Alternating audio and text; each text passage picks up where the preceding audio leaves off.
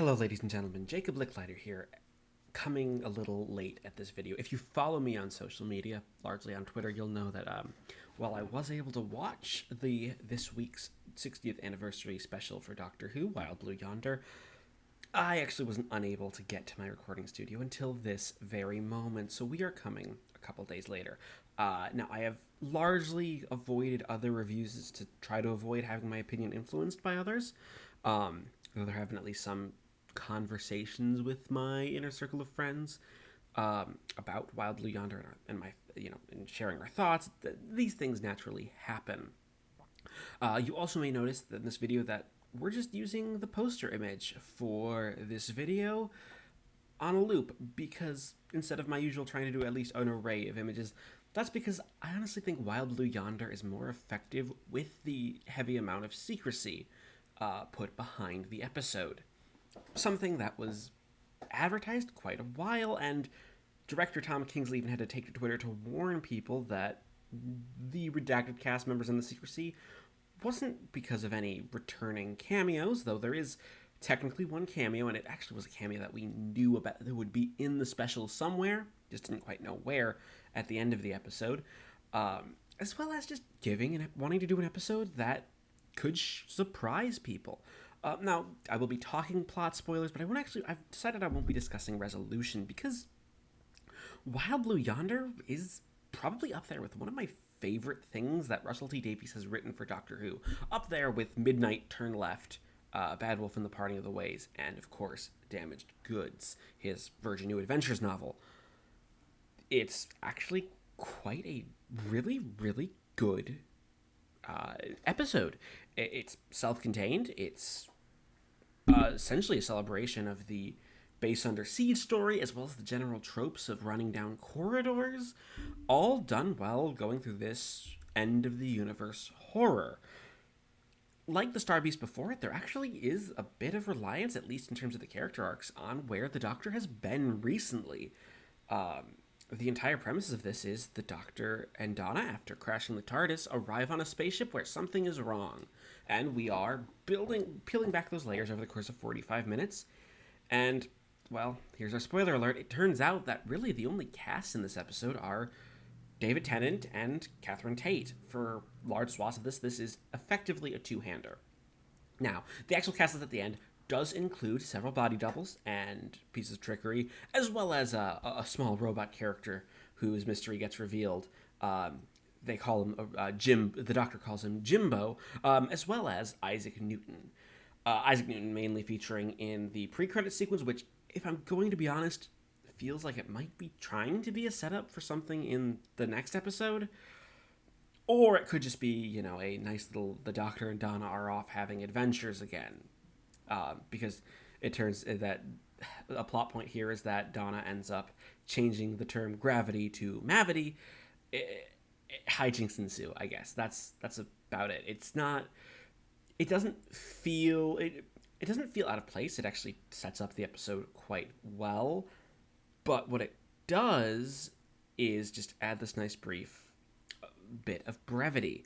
And lightheartedness before we get into a fairly existential horror story. The setting here is really effective. We are at the edge of the universe, like the literal edge.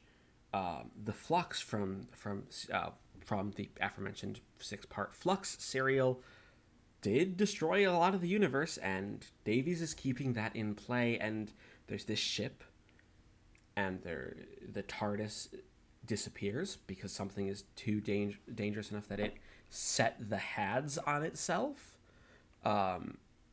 And, that is our premise for the episode.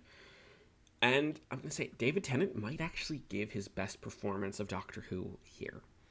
There's a lot in the 14th Doctor that feels very much like an extension of the last few incarnations of the Doctor, going probably back to the 9th Doctor, if we're being honest. And Davies tying in things to evolve where the Doctor's journey has been to be cohesive.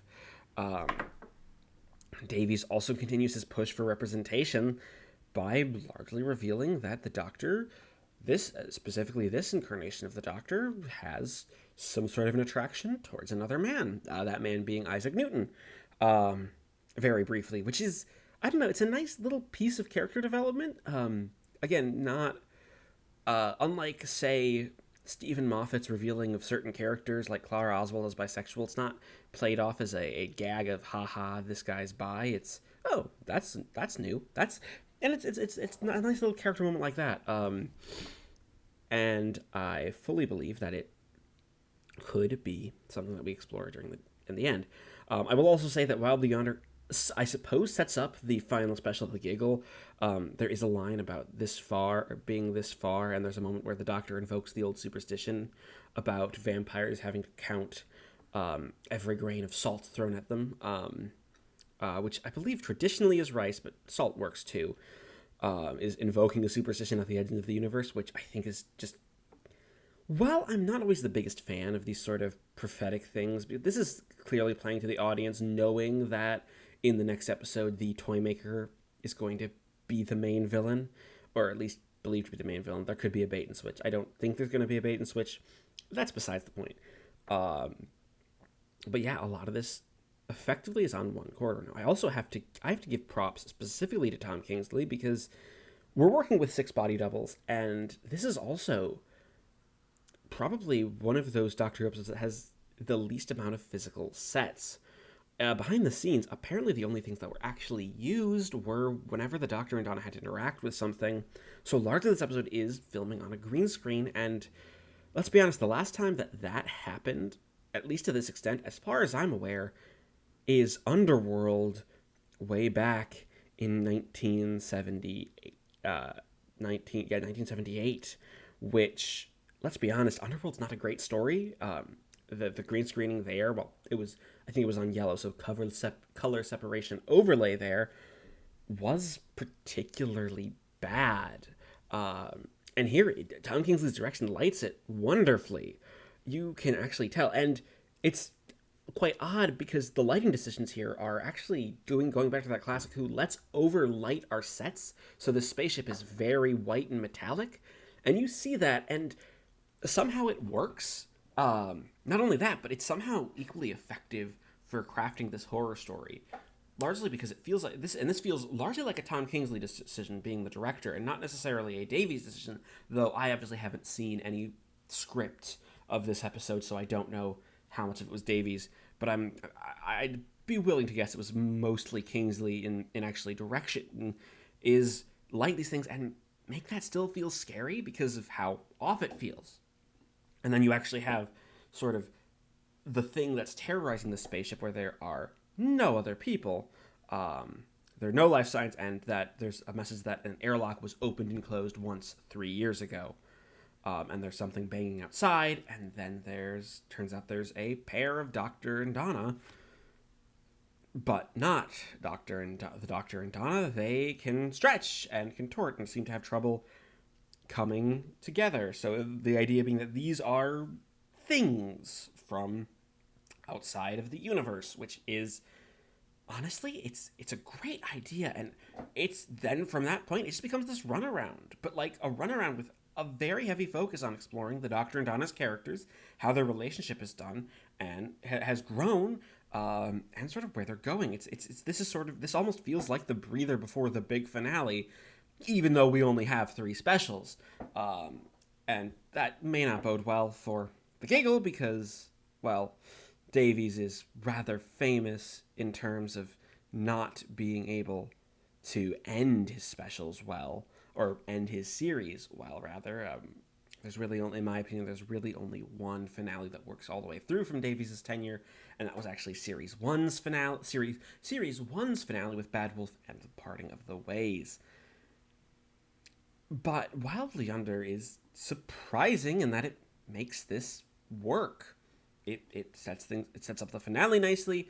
It sets a fantastic piece of character drama. This is up there potentially with some of the best that the revival and potentially the show has ever done.